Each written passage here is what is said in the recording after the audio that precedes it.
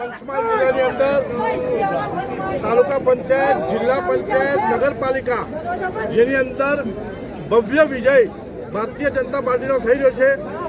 જે લોકો વિરોધીઓ ખોટી વાતો કરતા હતા પણ એ લોકોને ખૂબ મતદારોએ આક્રોશથી જવાબ આપ્યો છે અને આખા પંચમહાલ જિલ્લામાં મારું વાદળ વતન જાંબુઘોડા છે। જ્યારે જાંબુઘોડાની અંદર 16 તાલુકા પંચાયતની ચૂંટણી હતી, એક જિલ્લા પંચાયતની સીટ હતી વાત હતી, તો 16 તાલુકા પંચાયત ભારતીય જનતા પાર્ટીએ કબજે કરી છે। ખૂબ જંગી બહુમત જિલ્લા પંચાયતની સીટ પણ 15,000ના ઉપર મતો છે। ભારતીય જનતા પાર્ટીનો ભવ્ય વિજય થયો છે। એ તમામ મતદારો આગળ પરિણામ જાહેર કરી રહ્યા છે।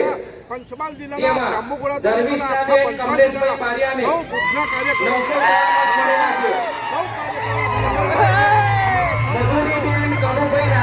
306 મત મળ્યા છે।